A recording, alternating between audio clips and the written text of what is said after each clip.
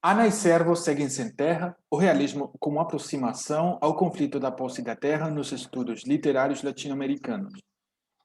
Esse é um trabalho que tem sido desenvolvido no contexto do mestrado em letras na Universidade Federal do Espírito Santo, na mão do professor Luiz Eustáquio Soares e com os outros professores do programa que tem sido de muita ajuda para a construção desse trabalho. Resumo. Existe na Colômbia um fenômeno que, embora de uma aparente especificidade, agora entendemos como latino-americano, o confronto social. Aqueles confrontos manifestam-se de acordo com as particularidades histórico-sociais que, no caso colombiano, conduziram à luta armada como modo de reivindicação com custos sociais enormes.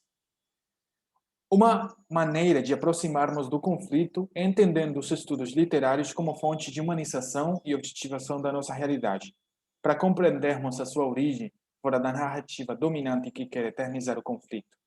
Assim, segundo a abordagem da estética realista proposta por George Lukács, analisamos as obras Cervo Sin Tierra, 1954, de Eduardo Caballero Calderón, e Ana Sin Terra, 1990, de Alcide Chouich, com o objetivo de identificarmos a origem dos respectivos conflitos sociais.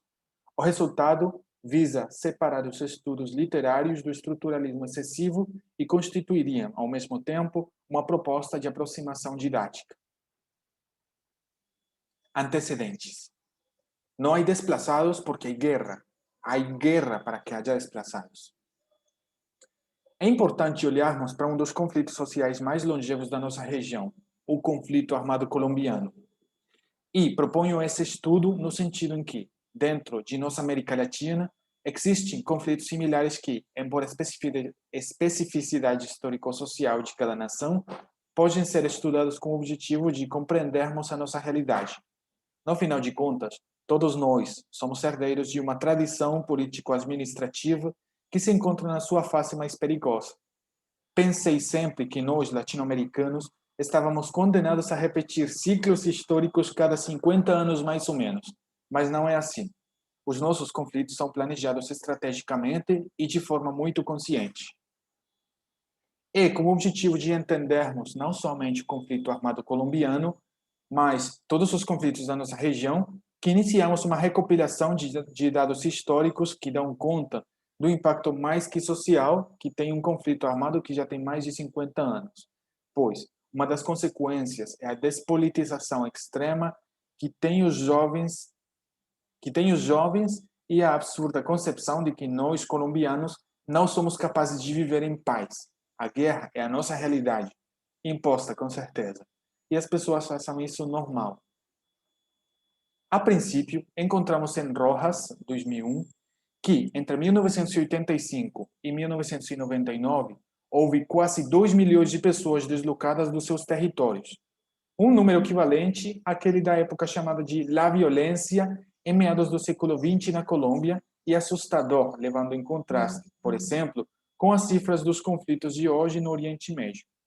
Essencialmente, nós temos um conflito que levou a pobreza do campo para a cidade. Mas, por quê? Simples. Na Colômbia, nunca houve uma reforma agrária implementada com sucesso. Nós já podemos, então, identificar um padrão de ciclos de violência. O primeiro, o confronto entre o Partido Liberal e o Partido Conservador de meados do século XX. O segundo, a luta contra o narcotráfico oficializada nos anos 90. E o terceiro, o pós-conflito, depois de ter assinado o Tratado de Paz com as Farc-EP, que já tem hoje uma lista enorme de ex-combatentes e líderes sociais assassinados. Na época de La Violência, surgiram as guerrilhas. Assim, então, a origem do nosso conflito armado poderia ser rastrejada até um conflito pela posse da terra em uma clara luta pela concentração improdutiva, ou pela eternização do modo de produção escravista. Como consequência, os poderes políticos nacionais representados no Partido Conservador e no Partido Liberal distribuíram-se o domínio com a anuência da legitimidade de uma Carta Constitucional anacrônica, baseada nos poderes locais dos herdeiros da tradição política colonial. Esses grupos, liberais e conservadores, enquanto detêm o poder, executam o extermínio total da oposição política e a concentração da terra. É justamente no médio que os camponeses sofrem, já que eles não possuem a terra. E possuir torna-los humanos, donos de si mesmos, segundo a concepção jurídica romana em Expósito. Mas, de fato, há uma grande quantidade de não pessoas que não possuem a terra e que foram para a cidade eternizar ciclos de conflitos sociais de diferentes tipos, mas cuja origem sempre é a mesma, a concentração da terra. Os outros envolveram-se no confronto armado de algum dos fatores, estatal, pré-estatal, privado ou revolucionário. É esse cenário que nós encontramos na obra Servos Sin Terra, 1954, do autor colombiano Eduardo Caballero Calderón, e que constitui a prova de que a origem do conflito armado colombiano é a acumulação da terra. Qual o papel da literatura diante dos nossos conflitos sociais? Si no fuera por esos hombres que se echaron al monte y se fueron al llano, que todavía luchan y se defienden con las uñas, del gran partido liberal ya no quedaría ni la cola. Inicialmente, consideramos duas concepções dos estudos literários. Trata-se, por uma parte, da tradição estruturalista que oferece, em Paul Ricoeur, 1980, uma forma de interpretação ligada só àquilo que o texto diz, mais longe da historicidade que poderia ser o reflexo objetivo de um conflito social, como aquele da Colômbia, na obra de Eduardo Caballero Calderón. Isto é, em Ricoeur não seria possível falar de trabalho escravo, mas sim de trabalhador rural pobre. Por outra parte, consideramos a aproximação dos estudos literários segundo a estética realista em George Lukács, 1966, na qual objetiva-se a realidade da obra literária, tornando-a instrumento de humanização, segundo Cândido, em 2011.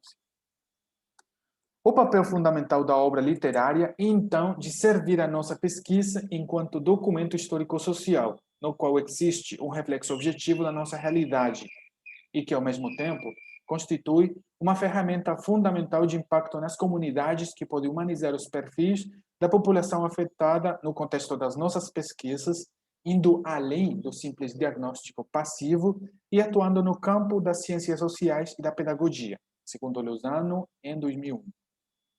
Adicionalmente, é importante apontar que a análise feita inclui a abordagem do professor Soares, 2020, na qual sugere uma aproximação da estética realista que humaniza os perfis já desumanizados e na qual é preciso identificar o conflito que realmente importa. Com o objetivo de contrastar aquilo que propõe Caballero Calderón em Siervos Sin Tierra, 1954, e, adicionalmente, a intenção de integrar não somente as nossas lutas, mas também para fortalecermos enquanto região, trazemos a obra Ana Sin Terra, 1954, do autor gaúcho Alci Cheuich. No caso brasileiro, conseguimos identificar a origem do confronto social do movimento sem terra na acumulação de terra de uso improdutivo, à base da produção rural no trabalho escravo, os mesmos atores no caso da violência, Estado, atores armados estatais e paraestatais, igreja e organização político-social. Tudo isso no contexto da ditadura cívico-militar de 1964, justamente quando a violência na Colômbia estourou. Assim, então, observamos como em ambos casos as práticas colonialistas desenvolvidas nos nossos países foram também determinantes. É justamente essa análise objetiva das duas obras que ajudou a estabelecer essas pontes, embora as nossas particularidades. O que sigue, então? Negar a fruição da literatura é mutilar a nossa humanidade.